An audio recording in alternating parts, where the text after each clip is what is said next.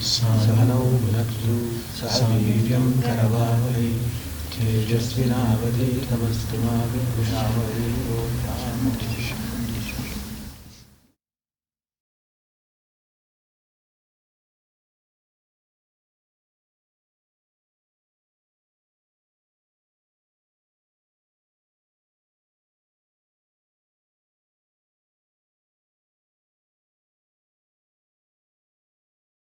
The Upanishads are not really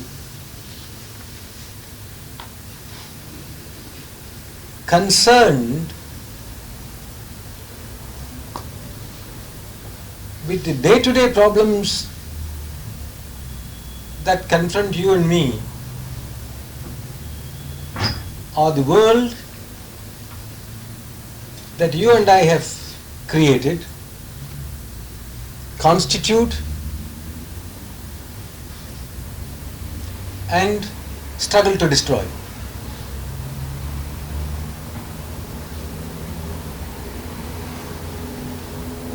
For a very simple reason.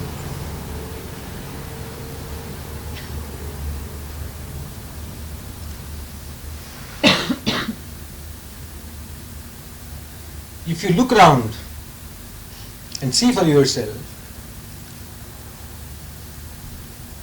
whether or not our real motives are religious or philanthropic or humanitarian, whenever we are tempted to get at somebody else's throat, we use a religious reasoning or often a savior reasoning. I want to save the world. I want to bring about peace. I want to bring about prosperity. And in order that such prosperity may be brought about, such peace may be brought about, I show you the way. What happens if you are too dull to follow this?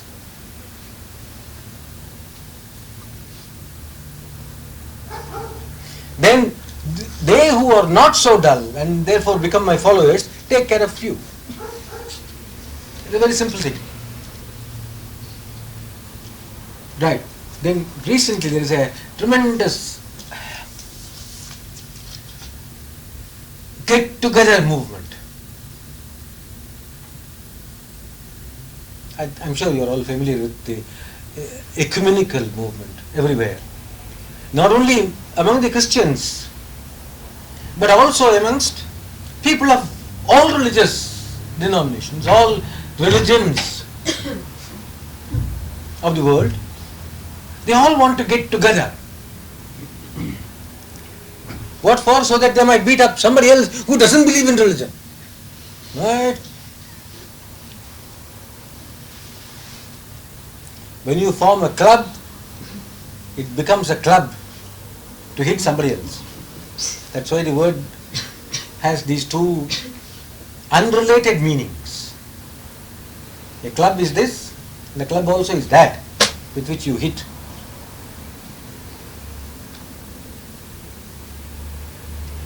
So, even when we come together in the name of religion, all that we seem to be interested is in starting up a new fight. Then there has been another tremendously beautiful movement. It won't do, say these people, for us to distinguish ourselves as Hindus, Muslims, Christians, Jews and what have you, Buddhists. However much we try to understand one another, there will still be some misunderstanding in it. Let us get together in such a way that we form the world religion. World religion is like the ocean. The picture is beautiful. World religion is the world religion. It is like the ocean into which all the mighty rivers of the world flow. The Indian reverse, the Middle East reverse, the European reverse, the American reverse, the Buddhist reverse, Chinese reverse, all of them come and fall into this mighty ocean. And we will have a world religion. Okay. Who said so? X, Y, X said so. But then Y comes up. The top slot has already been occupied by X, who is the leader of this world religion. What does the Y do? Y has to play second fiddle. That's not very nice. Why shouldn't I be the leader of the world religion? So he starts World Religion Part B, second edition. A revised version of the same world religion. With the result that previously you had, let's say, 8 warring factions, the world religion becomes another extra warring faction. It doesn't abolish those 8 warring factions. This one adds one more to it. And then there are other world religions. It's a fruitless game.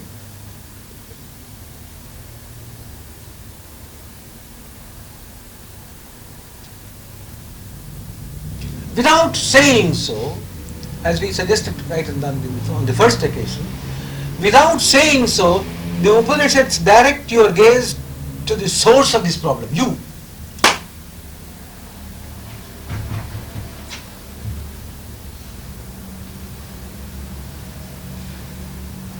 What for? The question is absurd. The question what for is absurd. That's the next peculiarity. Beauty, according to me, or oddity according to somebody else. But this is a peculiarity, and that is, no goal is pointed out. What do you mean you must have a goal to attain self-knowledge, to know what you are, who you are? In essence, must removal of confusion or ignorance lead to a goal? What do you mean by that? Even that itself is not a goal.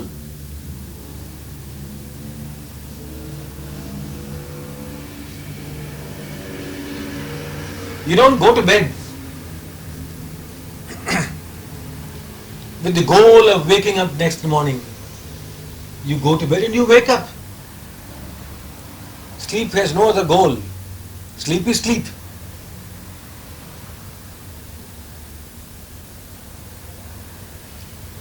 Meditation is meditation. There is no goal for it.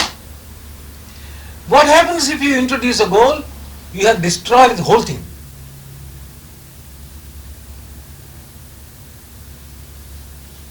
The moment goal is introduced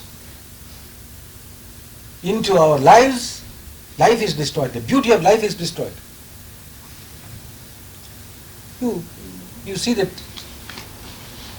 in the thing that as children, babies, we loved to play. Even now a little child plays without any goal, without any scoreboard, without any competition, without any prize, medals, nothing, just play.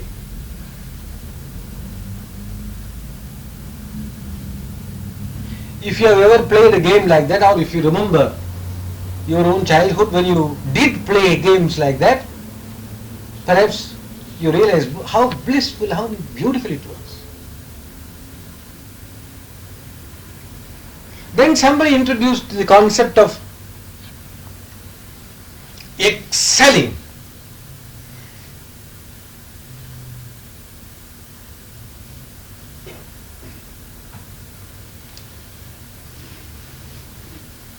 Excelling.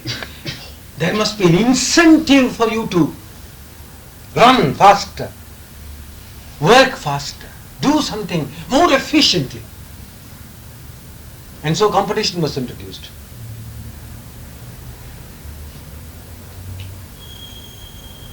Who runs faster from here to there? Therefore a there was introduced. and that is called the goal.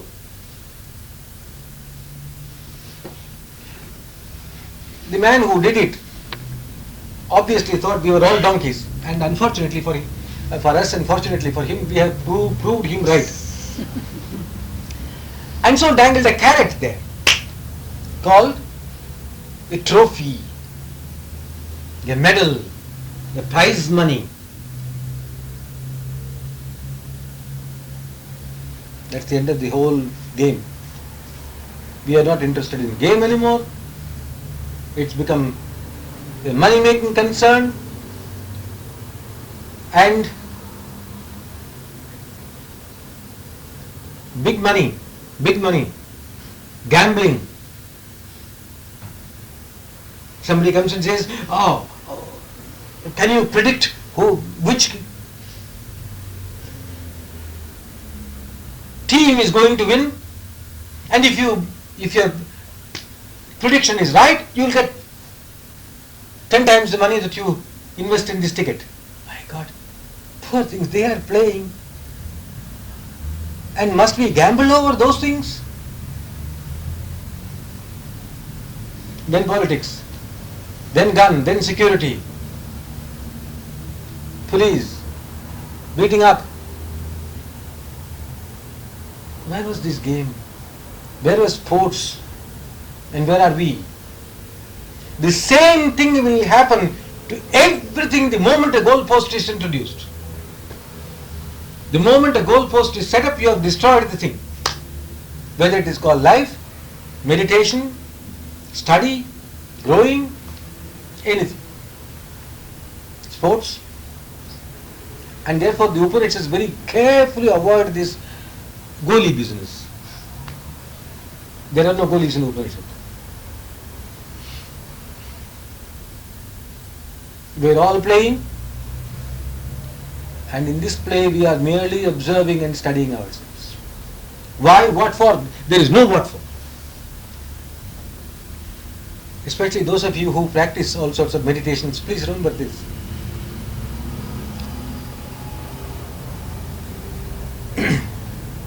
I suppose in this over-commercialized world, even the yoga teachers have to market their wares, saying that it will make you very handsome, very beautiful, look young and radiant forever and ever. All your nervous tensions will just drop out of the window, jump out of the window, not even drop, jump out of the window, and all that. Excellent. You merely hear that. Hear all these words, and as you are hearing, thank God that He has put another ear on right across, so that all these can go away from you. Let none of these sink into your hearts. Why? If you begin to anticipate that the little something like meditation that you try to attempt, it's 100 watering down factors involved in this. What you do is so little, and it is only an immature, infantile attempt at meditation.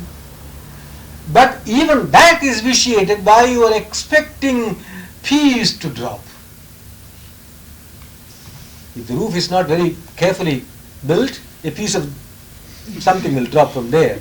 And if you are sitting under a tree, a piece of something else will drop. But nothing else will drop. Why? Because your own expectation ruins your meditation. The visualization of a goal, this is my goal in meditating, is the most ridiculous thing that one has ever invented. The Upanishads take an extremely beautiful, simple and scientific approach to this.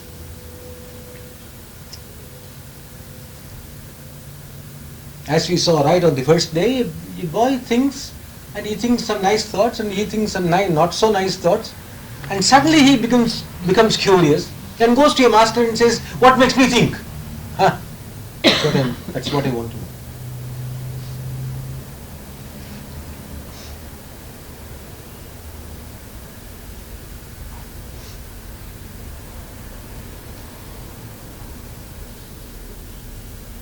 Someone goes to school, college, studies history.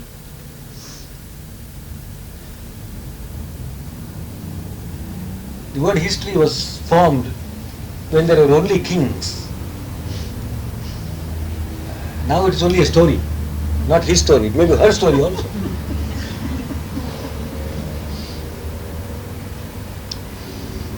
Then he comes home. He is a bit puzzled.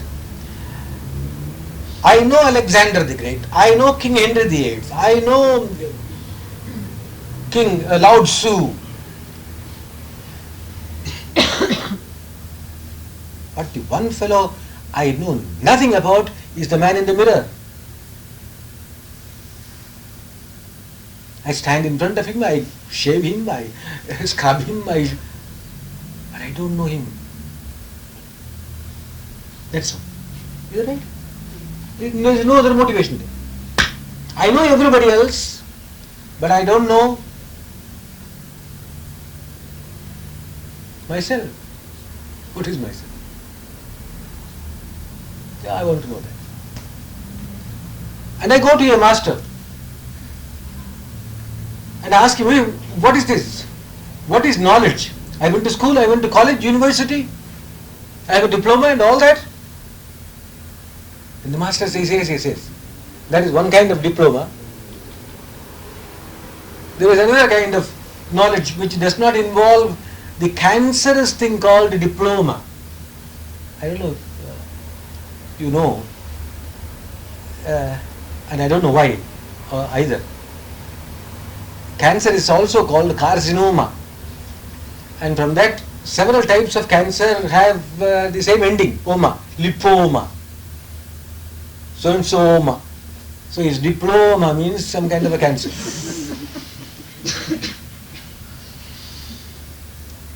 The master points out all that is diploma is a cancerous thing. We may need it. You need it. Why again our competitive society demands that you must have that piece of paper in order to excel me, in order to take over. If you have that, you are superior to me.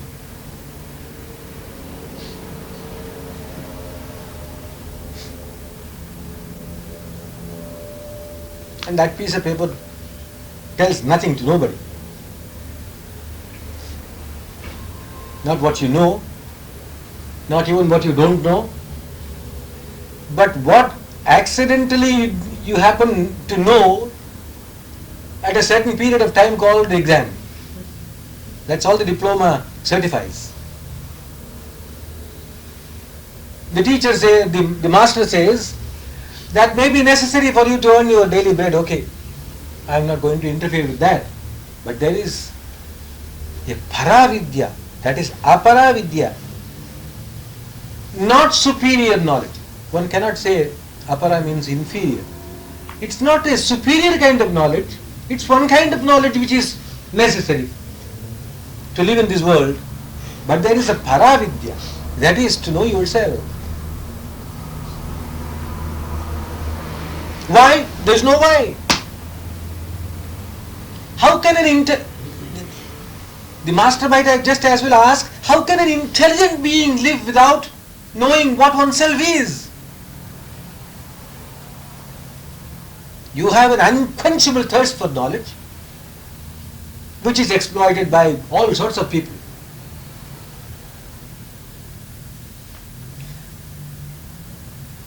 The unquenchable thirst for knowledge is a thirst. Who is thirsty? Without understanding this simple thing, you go on drinking all sorts of liquids, hoping to quench the thirst of whom? Why is he thirsty? One doesn't know. What is the meaning of this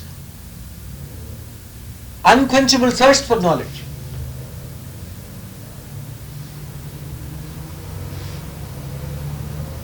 Where does this thirst arise? Whom does this thirst bother?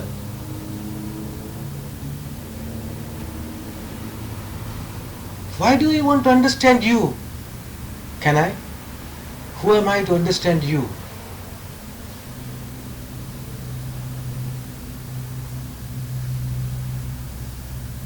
And the master points out that this is something natural as the thirst to understand somebody else is the thirst to understand oneself.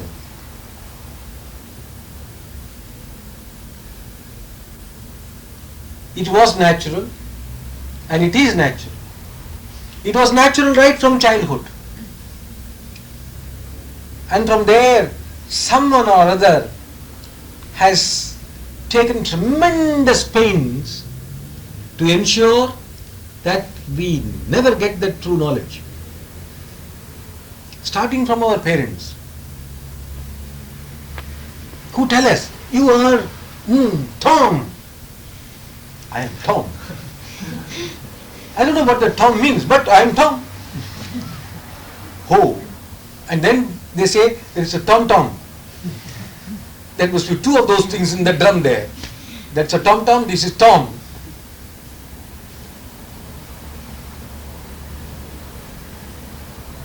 Then someone comes and tells me, oh, you are a Brahmin boy. Oh, I am a Brahmin boy. Who is he? He is a non-Brahmin boy. Oh, he is a non-Brahmin boy. So he is a little more, little greater than I am.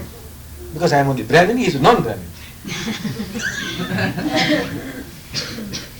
Then my parents have to twist my ears and say, no, you are superior to him.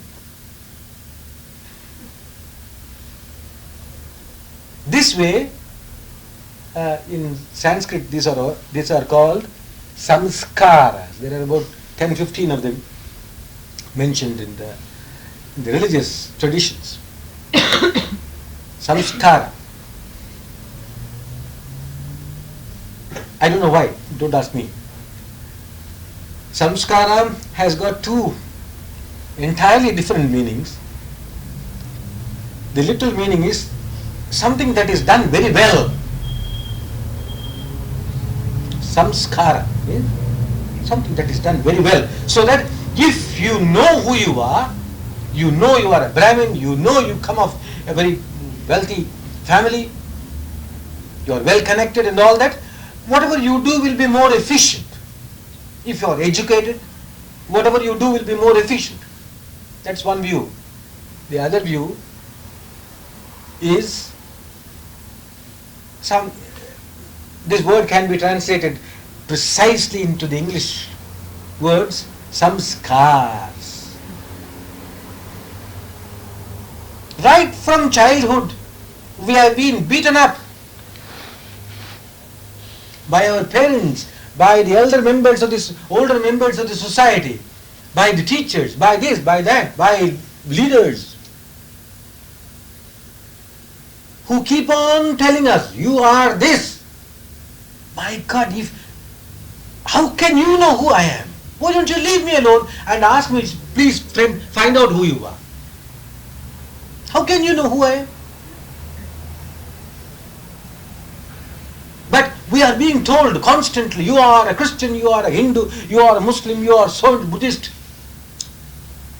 And all these form scars on the inner body.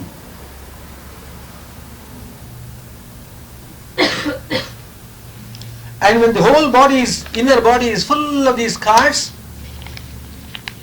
we are such a total mess that there is no sense in even looking within. We are quite satisfied with that.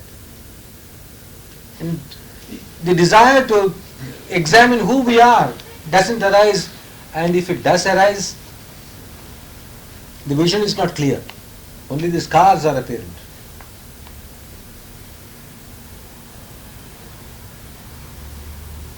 But we are looking at it from another point of view. Why was it necessary for these scars to be made in the first place? Why was it necessary for someone to come and tell us, you are a Brahmin, you are a boy, you are a girl, you are this, you are educated, you are of a respectable family and all that? Why Why did they have to? Because there was this unquenchable thirst for self-knowledge. The master points this out. There is this thirst, recognize it and go on independently.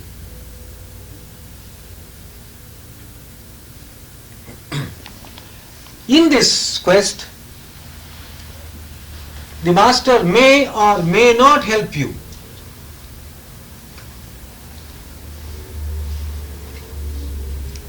The Upanishadic pattern, the master may help you a little bit or may not help you. Why?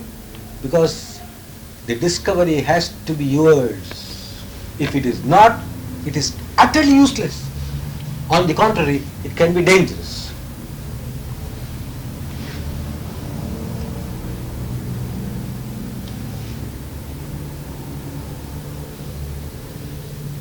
Some of you may be planning to go to India.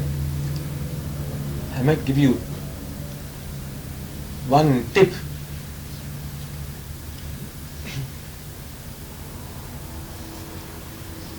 A sort of custom that prevails in what is known as Western society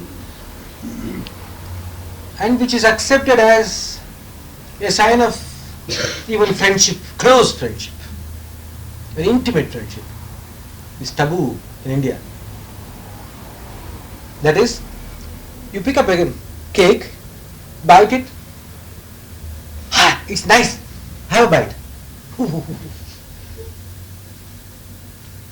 You'd lose a friend, and if you are a guest, you will suddenly be shown the door. They take terrible offense. झूठा खाता, आई झूठा खिलाता. What you have chewed up, you give it to me? No. It is almost the only unforgivable sin. You don't do that.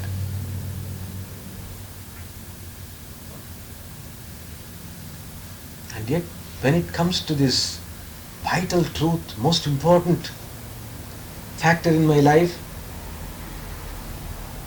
something that is holy, sacred, auspicious, wonderful, must this be polluted and passed on to somebody else? No. I won't eat your juta. I won't eat the cake polluted by you. Nor will I eat the knowledge polluted by your lips, which comes out of your lips. It is of no use to me, it is poison. More than that, it is utterly useless.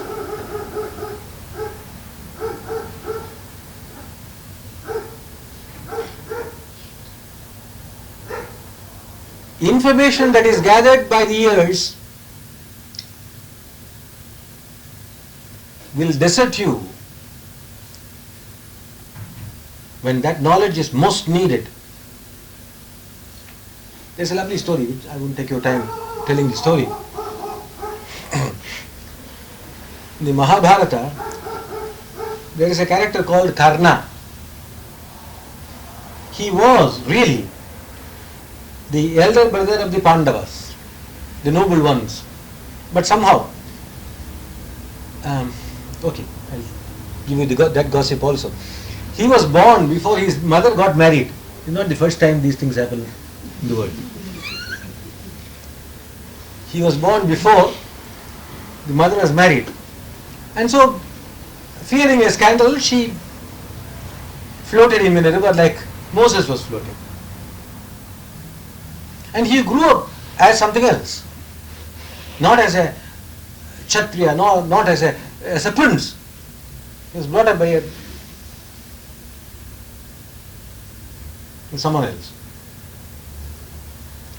And he went to a great master and learnt the art of warfare, pretending to be a prince, which he really was. But he didn't know. And when the master came to know that he did not belong to the princely class and he was only a servant, he cursed him. Whatever I have taught you so far would be forgotten by you in times of need. When you really need that knowledge, it will desert you. Perhaps his words were so powerful or the suggestion was so hypnotic that it took effect. But that's not our concern. This man was called Karna. And Karna was not only his name, but Karna also means ear. And this story seems to suggest to me that it is a universal curse, that what you hear with your ears will desert you in times of greatest need.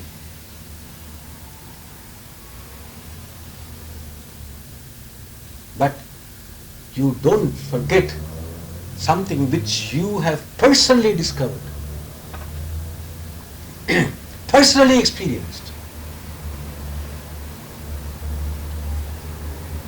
And therefore, the Upanishadic master does not help you too much, merely prods you along. But he may give you some hints here and there. I'll give you one story which contains a few hints and another story which is of the other type. The first story occurs in what is known as the Chandogya Operation. Contrary to what we have been different from what we have been discussing so far, here in both the stories, the student is the son and the master is the father.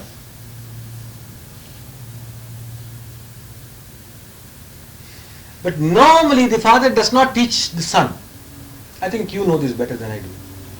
It is very difficult for a parent to teach one's own children. The children won't listen.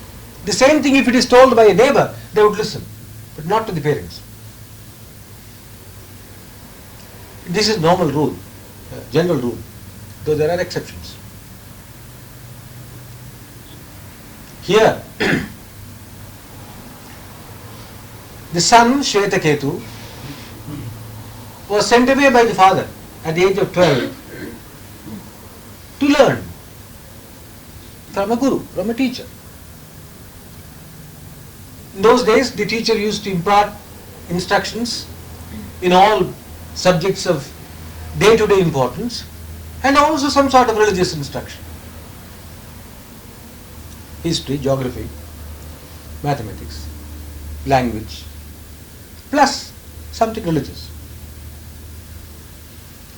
12 years the boy spent in the teacher's house without returning to the father's home because there were no holidays in those days. And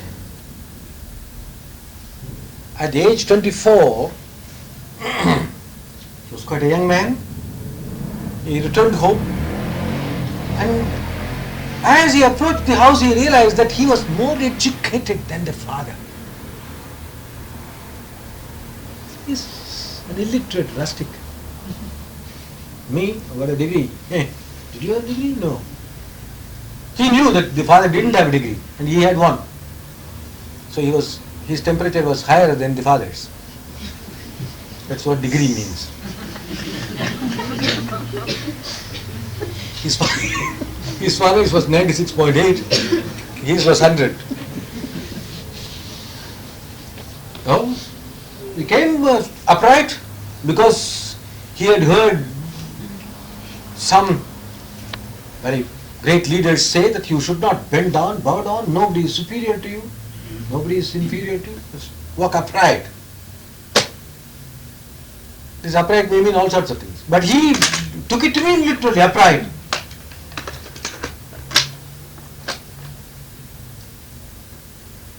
As a matter of fact, not only here, in some other places, people criticize me.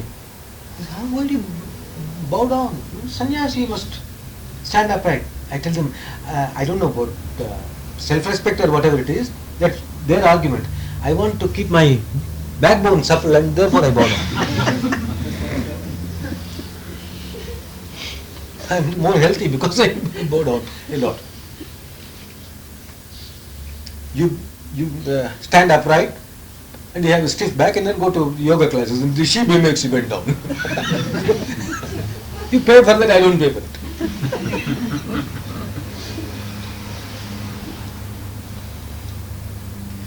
The father noticed the look of pride on the son's face, greeted him, come and sit down. Ah,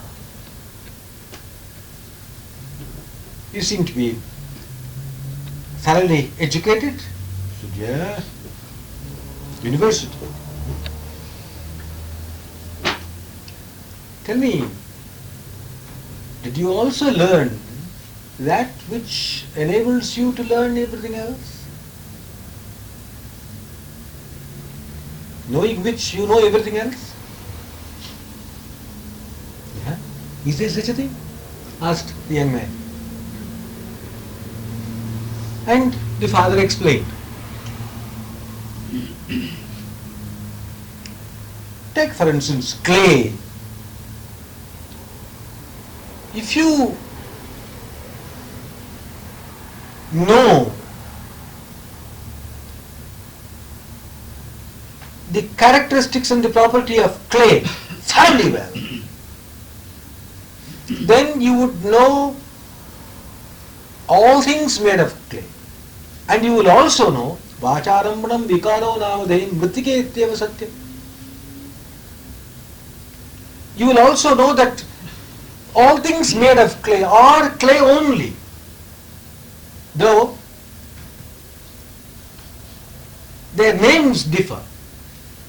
The difference being only in name, but essentially they are clay and therefore exactly the same. That is it. That is the example. Similarly, there is some knowledge which enables you to know everything. The other things being merely different in name and form.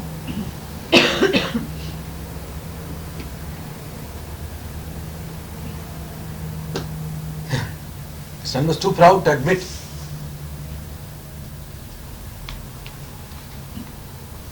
His ignorance. He says, probably even my teacher did not know if there was such a knowledge. Come, sit down. I'll teach you. I'll tell you.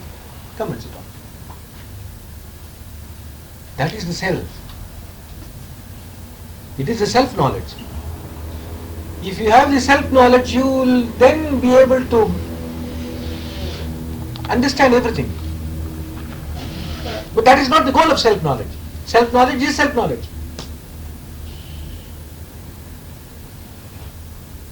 What is the self? Then the master gives a few examples, few illustrations.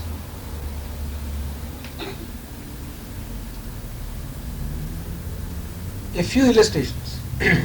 One in particular is extremely interesting, though one can go on talking about these illustrations and what they mean. They were perhaps sitting near a banyan tree. I don't know if you have seen the banyan tree. It's an enormous, huge tree.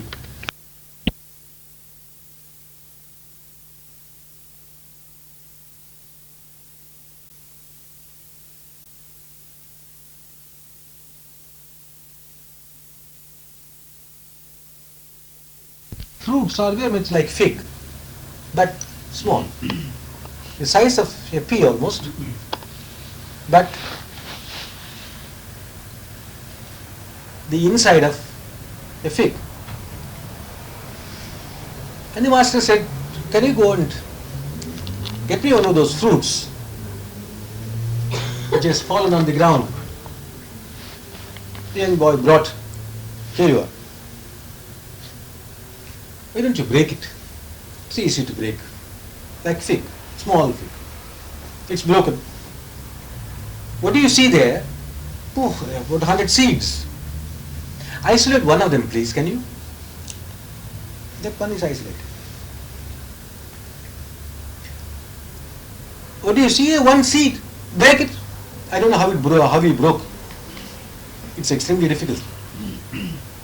It's like breaking a mustard seed. Carefully he broke it because he was very highly educated man, efficient, university graduate. So very carefully he broke it, and the father asked him, "What do you see inside?" Nothing.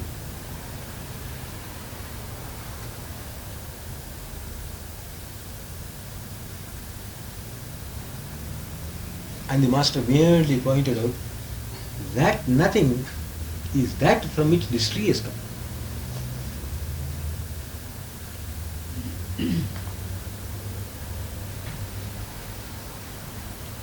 Tat satyam sa atma tattvamasi svetaketu. That is the reality. That is what is known as the self. Tattvamasi, you are that. Not these scars that have been imposed upon you, inflicted upon you by society, but that you are. What a fantastic truth.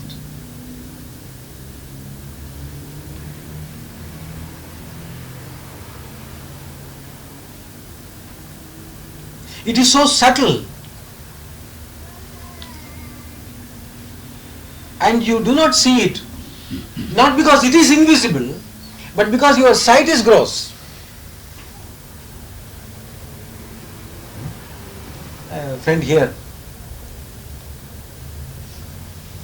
who once said to me that, "Swami, I am not deaf as these people claim, but the world has become dumb."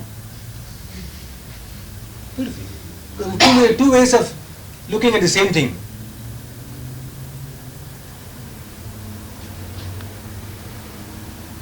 It is not because that the truth, that the self is invisible or subtle, but because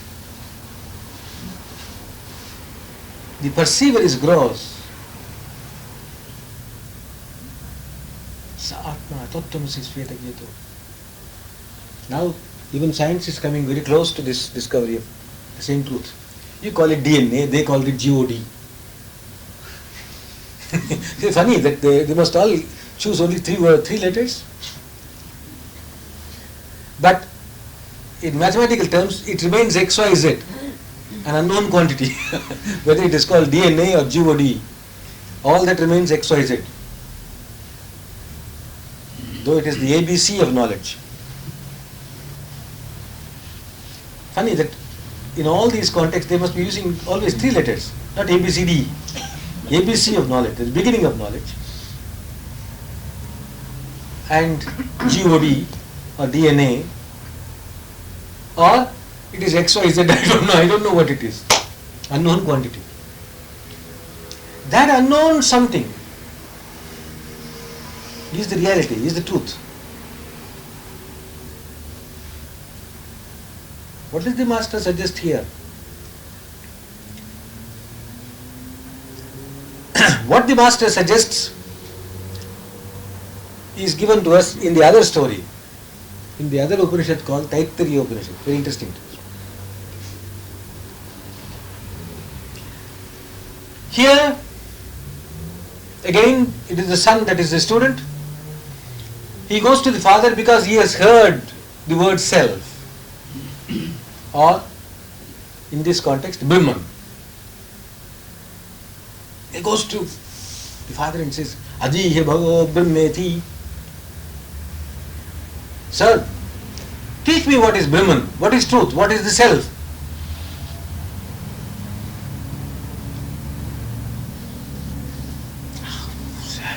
Simple, my son. Annam, pranam, your life force. Annam not only means food, but food for the senses, food for all this. Mind, speech, eyesight, all these. Get hold of all these and trace them to their roots. you will find Brahman. I only given you a hint. I can almost visualize the boy standing there and what do I do? Okay, I'll give you a little more push. As you see in both these examples, the master merely prods the student just a little bit without supplying the answer, really. Without really supplying the answer. Because the moment the answer is supplied, the quest is gone, destroyed. So the master doesn't do that.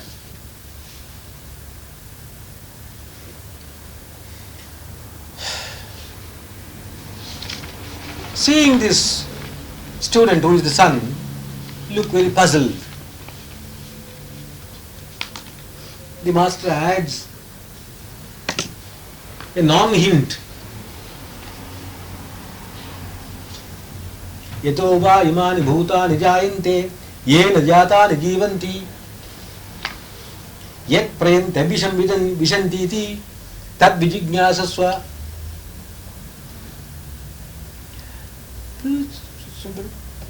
That from which all these things have come, in which they exist and into which they dissolve,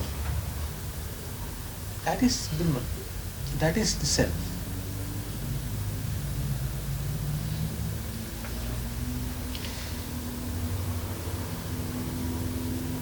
How does one find this?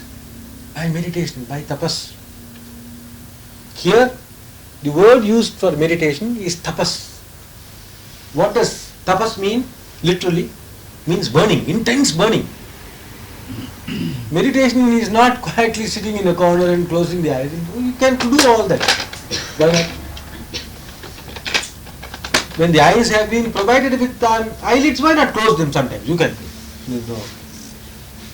There's no problem. But that is not meditation. Meditation is described in the Upanishad as tapas, burning.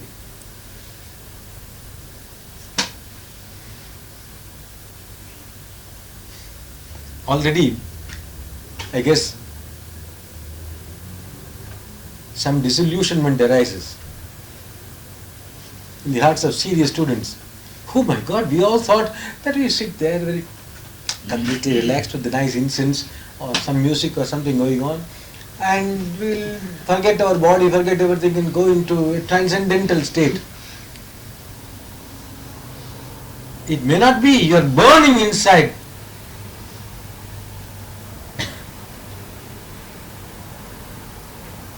With the thirst for self-knowledge. What's happening to me? What makes me think? What makes me dream?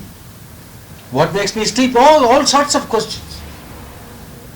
What is me?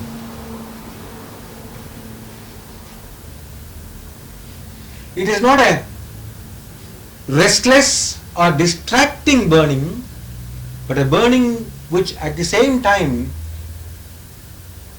illumines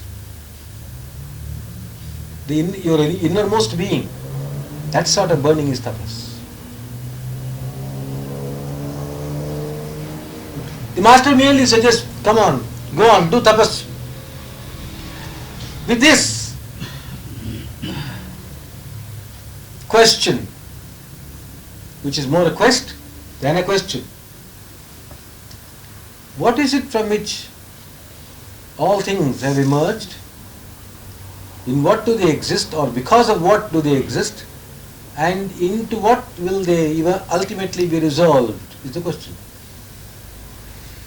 And I am supposed to be free to take any object, annam pranam chakshum, mind. And the boy went away, meditated for some time, came back with an extremely simple and obvious answer. Food is obviously. We are all recycled garbage, the vegetables being recycled garbage, and we being recycled vegetables. Sometimes you introduce another element into it called meat, which is again recycled vegetable garbage. So food, we are all born of food, we exist because of food, and eventually we will re-enter into this food by one means or the other. So he came back excited. Father, I discovered it. I know the answer. Food. Is that what you call the self? Now what does the master do? He doesn't say yes, he doesn't say no.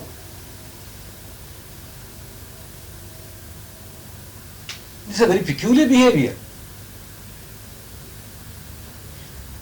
He listens to the student's excited revelation and merely nods and said, Tapasa Brahma Vijñāsasva Tapo Brahmeti. You want to know? You want to know the self? That tapas, that meditation itself is the self. Still more puzzling. Doesn't seem to answer my question, and yet seems to be tantalizingly puzzling. I cannot either abandon it or go on with it. So he goes away. Tapasa Brahma Vijñāsasva. By meditation you must know the self. Because that meditation itself is the self. Tapo Brahmeti.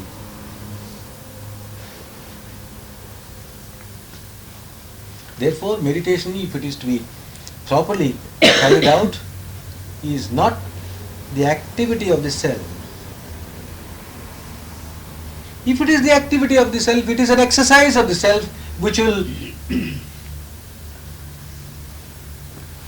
fatten the self, make the self stronger and stronger, fatter and fatter.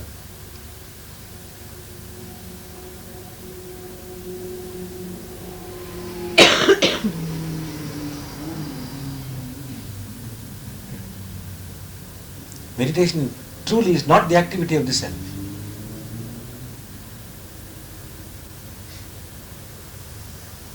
Tapo Brahmeti. Through this tapas, you must enter into that infinite.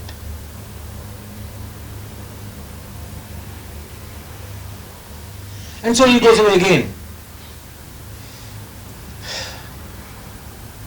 It is true that we all exist, we all came into being because of food. But no, what about?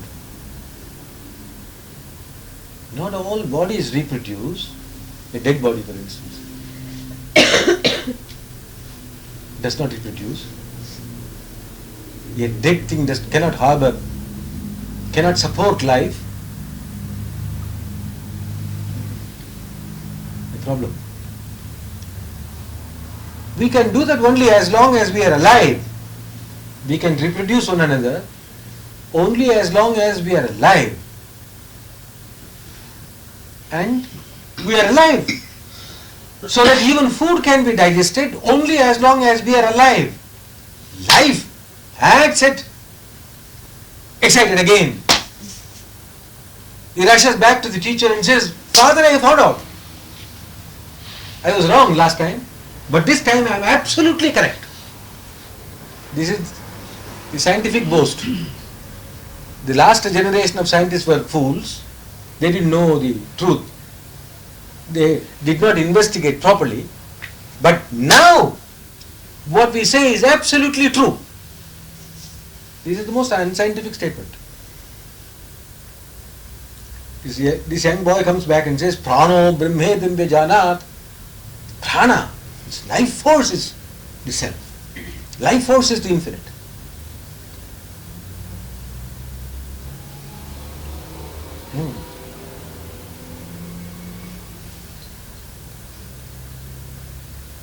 The master's keeps quiet again and says, Tapasa Brahma Vijijñāsasva Tapo Brahmeti. Again the same formula. Luckily the tape recorder was not there in those days. Otherwise the fellow would have recorded this and taken it to the forest and pressed the button. The recorder would give him the instruction. Tapasa Brahma Vijijñāsasva. By meditation, I must discover the self, because meditation is the self. Meditation is not the activity of the self, meditation itself is the self. Oh, how does that happen? So he goes into meditation again.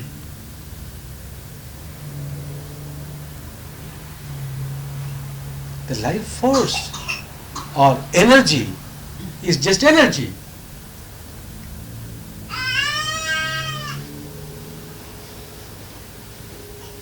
That's the manifestation of energy there. But there was something in this person which enabled her to move her limbs, get up from here and move towards the baby. What is that? That was not energy. Energy was there, no doubt. That energy was sitting here with us. Till that energy was provoked by another energy to make a move. What is that? Now, this man is going deeper and deeper and deeper, if one may use such an expression, into himself. And as he psychologically or in other ways moves deeper and deeper into himself, layer after layer of the truth is revealed, discovered. The cover is being lifted. The first cover was the body, which is a mere recycled food, processed food. That was lifted, and then the fact that there was this life force within became evident. When that was lifted, suddenly he realizes now, mind, thought, mind. We all came out of thinking, thought. Whether it is your thought, my thought, your parents' thought, your grandparents' thought, God's thought, devil's thought, whatever it is, doesn't matter. We are all the products of thought. And we exist because we are able to think.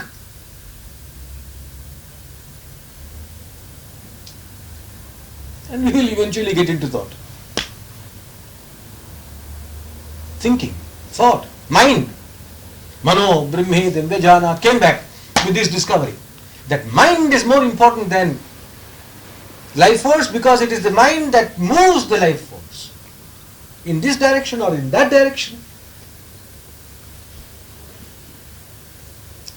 Came back to the father, the teacher, and he wouldn't say a word except the same old story refrain. Tapasa Brahma Vijijñāsasva Tapo Brahmeti. Meditate. Go on. But one interesting feature here should not be lost sight of, and that is essentially the role of the Guru in this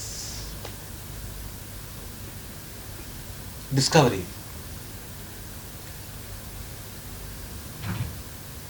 Without saying A or nay, the Guru gives a push, but push in the right direction. Without this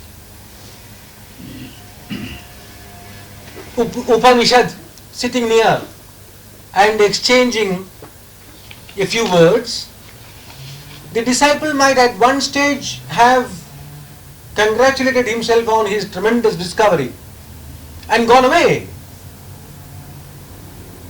without continuing with this inquiry or research. The Guru merely ensures that the disciple moves in the right direction. that his quest is focused in the proper way, in the proper direction. That's all. The Buddha also declares this most beautifully. Magga darshika vai tathagata.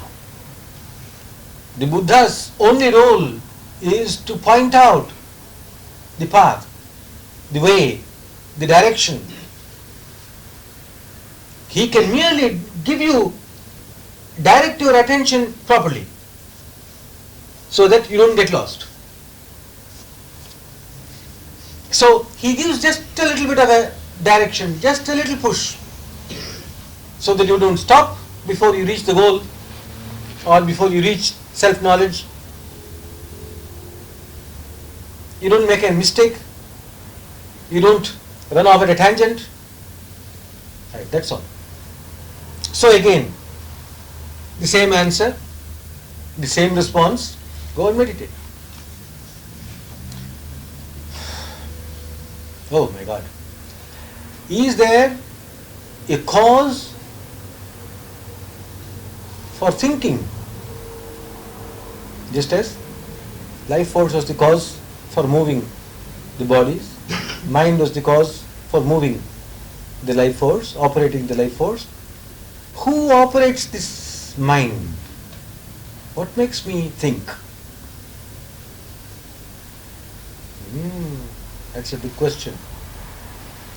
It's a very lovely question, that one. What makes me think? I've forgotten English grammar. I learnt it at school. And the holidays provided the best occasion to forget what was learnt during the semester preceding. But they say that's direct object and indirect object, is it? Is something like that? The school must hear. One is called direct object and the other is called indirect object. What makes being the verb, me think? What makes me first and makes me think later?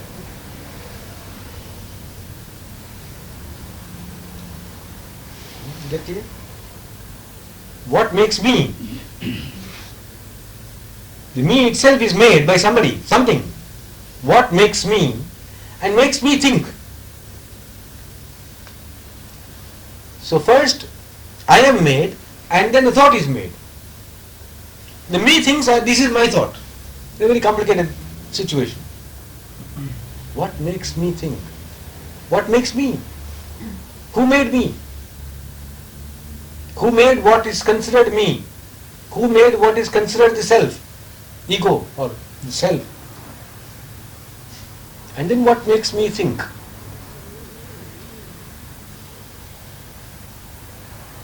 And he goes into meditation, deep meditation again. Now, the problem becomes a bit more complicated because the mind is not brought in as an aid to this meditation. It's not the mind that studies the mind. And therefore there is a certain inner peace which again is not an activity of the self or the mind, but which is beyond the mind. Because the attention or the awareness transcends the mind and is able to look at the mind and look for its own source, looks for something which makes the mind think, which makes me think, which makes me and which makes me think.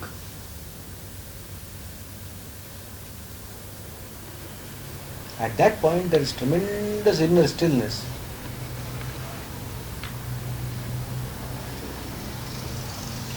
There is a discovery, and that is there is an intelligence. Vijnanam brahmedam vyajanat. There is a certain intelligence which, when it modifies itself by a thought, is called mind. That is it. he comes back to the master and says, Master, I have discovered. This is the ultimate. Nothing more. There cannot be further question about it. Ultimate truth. Vijnanam Brahmedi Vijanam. This supreme intelligence is the reality. The master is not impressed. He doesn't say you are wrong, he doesn't say you are right, he doesn't even say that's it, but merely says, Tapasa Brahma Vijñāsasva Tapo Brahmeti. Go on. Go on.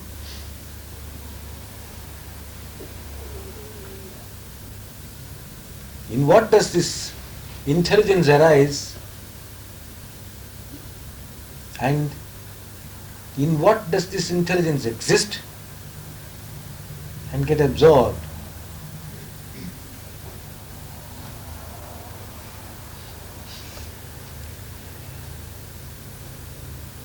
When that question burns within you, all mental activity, all that goes on within, that which was called ego, all these are cleared.